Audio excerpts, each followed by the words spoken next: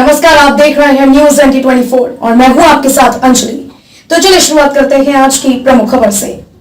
बस्ती सदर विधानसभा क्षेत्र 310 से कांग्रेस प्रत्याशी देवेंद्र कुमार श्रीवास्तव ने नामांकन किया और उन्होंने शिक्षा और विकास के बारे में बातचीत की। देखिए उनकी बातचीत के अंश। बस्ती विधानसभा की जनता का चुनाव है, क्योंकि आज जो सबसे बड़ा संकट भारतीय राजनीति में आया है कि अब इस देश में आम आदमी राजनीति करेगा या नहीं करेगा, वो चुनाव किसी पार्टी से लड़ेगा या नहीं लड़ेगा, क्योंकि पार्टियों का जो नज़रिया है वह अरबपतियों के लिए है, आम आदमी के लिए नहीं है।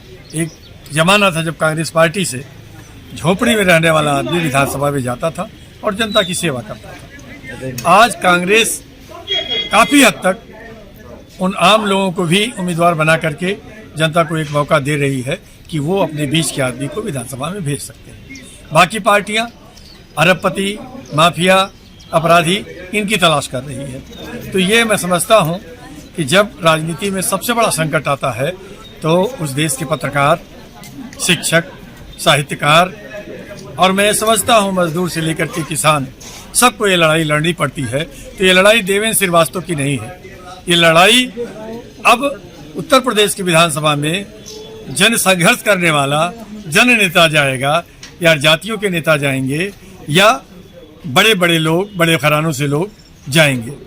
और यही मैं समझता हूँ कि बस्ती जनपद की जनता के लिए सबसे बड़ी चुनौती है कि वो एकजुट होकर के इस चुनौती का मुकाबला करें और अपने इस भाई, अपने इस बेटे को विधानसभा में अपनी सेवा के लिए, खिदमत के लिए एक मौका दें।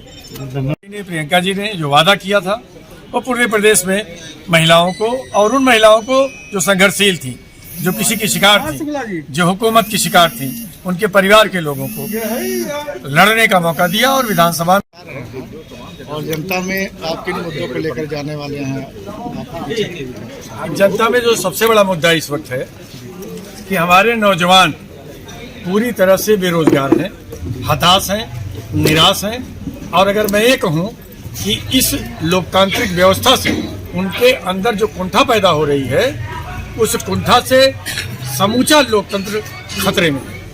हमारे जनप्रतिनिधि न तो उद्योग से उन्हें जोड़ रहे हैं, हमारी सरकार न तो उन्हें नौकरियों से जोड़ रही है। जो नौकरियां थी कांग्रेस के ज़माने में पूरी नौकरी थी।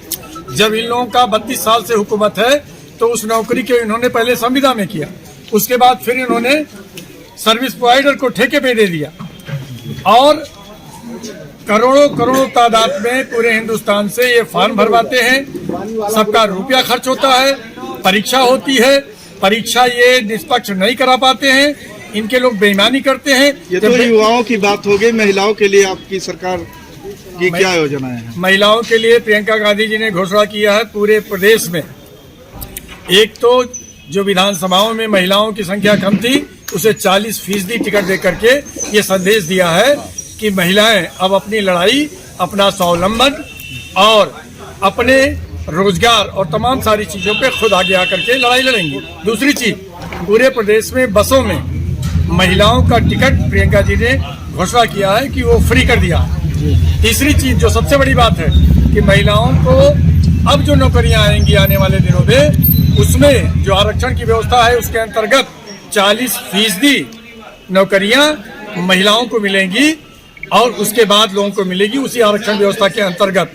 तीसरी चीज, 10 लाख रुपए तक का पूरा दवा इलाज, चाहे सरकारी अस्पताल हो और चाहे प्राइवेट अस्पताल हो, हमारी सरकार आएगी तो उनसे कोई पैसा नहीं मांगेगा, उनसे कोई कार्ड नहीं मांगेगा। इस प्रदेश का नागरिक किसी भी जाति धर्म का होगा, उसे किसी कार्ड की जरूरत नहीं है। किसी अस्पताल में चला जाए, किसी प्राइवेट अस्पताल में चला जाए, उसका जो आधार कार्ड होगा उसी आधार पे उसे 10 लाख रुपए तक का उसका इलाज होगा। तीसरी चीज, संविदा और ठेके की नौकरी को हम समाप्त कर रहे हैं।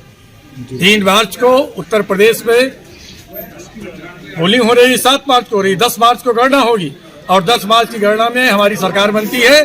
पूरे प्रदेश से ठेके और संविदा की नौकरी को समाप्त करके नियमित किया जाए। सर, ये पार्टी की बात हो गई। आप जीतने के बाद बस्ती सदर के लिए क्या करने वाले हैं? स्पेशल कोई आपके पास कोई ऐसा प्लान है? जी, मैंने घोषणा किया है अपनी चौपाल में। इनको पीड़ा दिया है सरकार ने, हुकूमत ने उनको उनके मन में आम आदमी के प्रति जो पीड़ा है, दर्द है, उसको लेकर के वो संघर्ष करेंगे और लोगों की खिदमत करेंगे। शिक्षा और विकास के मुद्दे पर सर आप क्या कहेंगे? शिक्षा और विकास के मुद्दे पे, शिक्षा पे आप देखिए, जब कांग्रेस पार्टी के ने राइट टू एजुकेशन कानून बनाया था संविधान में संशोधन करके, तो 20 बच्चों पे एक अध्यापक की व्यवस्था की थी। लेकिन सपा, बसपा, भाजपा तीनों सरकारों ने अध्यापकों की नियुक्ति को इतना फंसा दिया कि हमारे तमाम शिक्षक बेचारे एग्जाम दिए और 65,000, 80,000, 1 लाख ये सुप्रीम कोर्ट, हाई कोर्ट के चक्कर काटते रहे। इन्होंने इतनी धांधली की कि हाई कोर्ट को हस्तक्षेप करना पड़ा और अभी तक ये पूरी नियुक्ति हमारे उन शिक्षकों को नहीं दे पाए।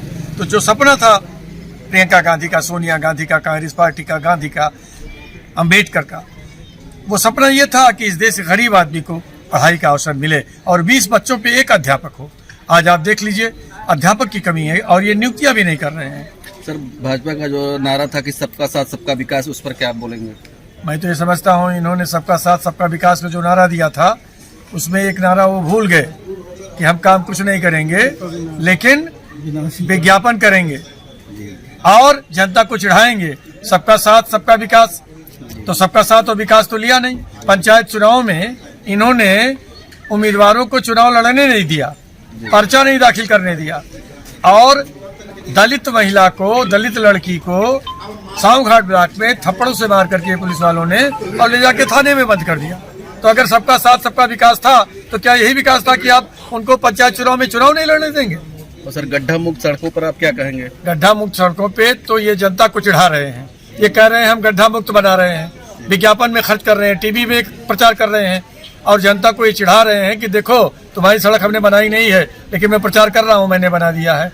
तो जनता का मजाक उड़ा रहे हैं। मैं समझता हूँ बस्ती की जनता, जिसकी आत्मा, जिसकी जमीर अगर जिंदा है तो अपने इस उपहास का, अपने इस मजाक का और जो उसके चिढ़ा रहे हैं, इसका बदला 3 मार्च को पंजा के बटन दबा करके, और मैं समझता हूँ इस हुकूमत से ये बदला जरूर पूरा करेंगे। खबरों में अब तक लिए बस इतना ही। मिलते हैं फिर ऐसे ही किसी बड़ी खबर के साथ। तब तक के लिए नमस्कार और देखते रहिए न्यूज़ 24।